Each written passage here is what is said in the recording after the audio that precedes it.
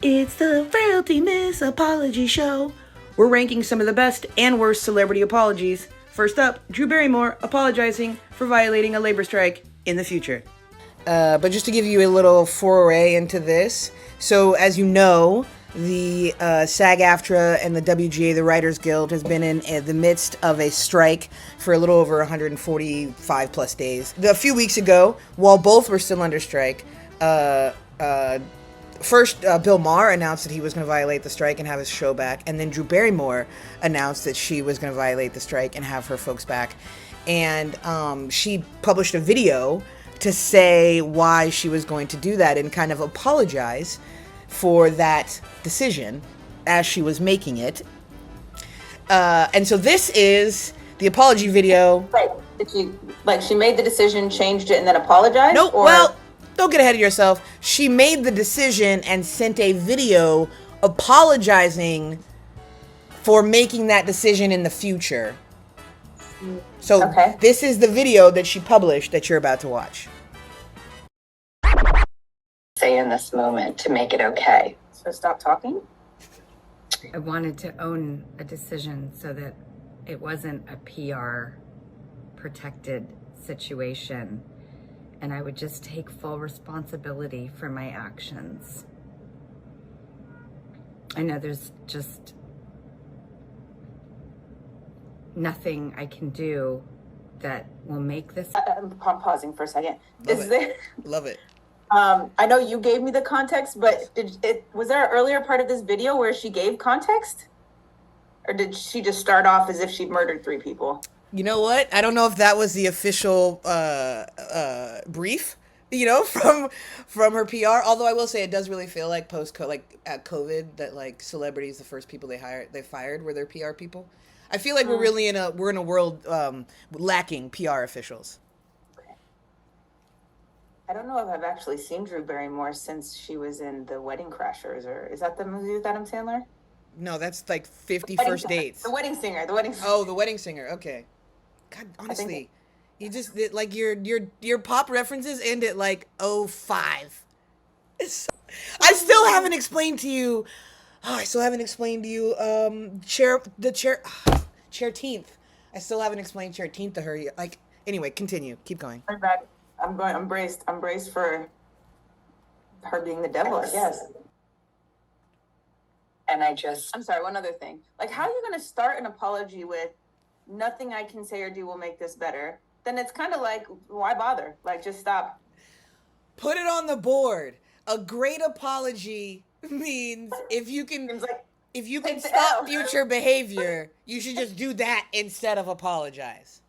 Right, and it's like so fundamentally, I know we haven't even got to the apology yet, but it's like so fundamentally like just begins with the centering of the person doing the apologizing, which is like your objective isn't to be accountable for your impact. Your objective is to make it better, which you've just said you can't do because you're not going to be accountable for your impact because you're not going to change. Like, why apologize if you're not going to change? That's just, that's not the thing. I think there's an argument to be made that the apology that she gave wasn't for her or wasn't for us, but perhaps was for her. Maybe it'll get better.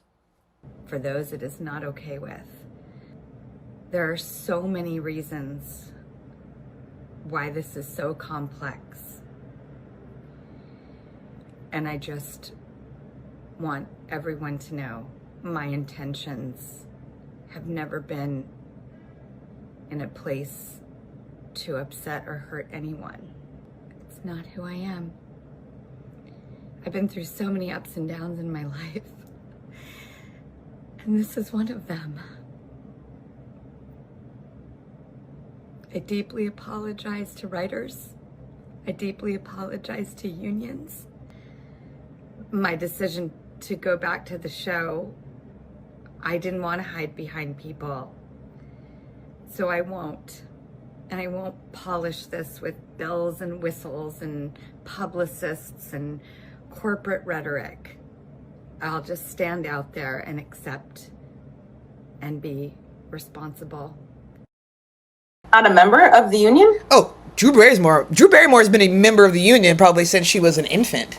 Okay. Like Steven Spielberg is her godfather. Then people were like, "You're the worst, Drew Barrymore," and lots of social capital that she had gained, and so the show is successful and popular, and she's apologizing for what she is about to do. Then she's like, "Bro, here's my apology video because I'm coming back." That's what you just watched. Then she brings the show back for a couple days. They pick it. More bad press. Then she pulls it down and goes, "My bad. Actually going to stop the show." And so then she stops the show. So Did she do an apology for the apology? Then had to do an apology for the apology. Yes. She did an apology for the apology. We'll watch that one later. We'll do that one. Better? It's not. I also want to point out that this is really funny because I feel like celebrities do this, and we'll see some in some other apologies. But I love that the way that they try to find the most like working class regular part of their home to film in. But because a lot of them have been in like Architectural Digest and things like that, people can pinpoint where they are. And so she was in this very large chateau that she has, but was in the bathroom to film that. That's where she filmed that. Give a grade for give a grade. What are we going to give it out of 10? Okay, one other thing before the grade, which is I just think, there's this caveat, like what she say, it was never my intention to hurt someone. That's just not who I am. And I just, I think, I do really believe that most people, minus the 2% of society that are sociopaths, like want to be good people. So it's not that I disagree with that, but it just so fundamentally underscores that you don't understand what impact is. Like, it doesn't matter the kind of person you are. Right.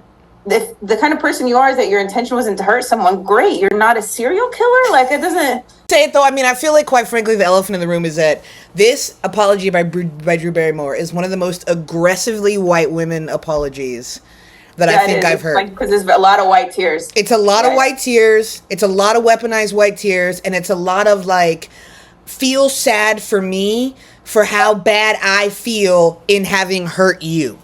Absolutely. It's absolutely that. And it's that way. It is the kind of, it does really epitomize that because it's in the body language and the facial expressions and the like long drawn out pauses and the kind of performance of pain. It also is that in the same way, I think, in the kind of the almost feigned ignorance of like, I am so surprised. I can't believe anyone is mad at me.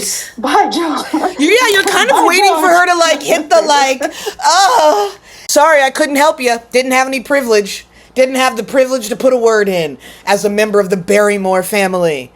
Couldn't call my godfather Steven Spielberg. Sorry, buds. Like, based from what was the company? It was a mortgage company, maybe. The guy that fired all those people on Zoom was like, sorry, didn't work hard enough. All right, what's the grade we're giving Drew Barrymore in this apology for violating a strike? Apology for future behavior out of 10. Drew Barrymore gets a drum roll, please.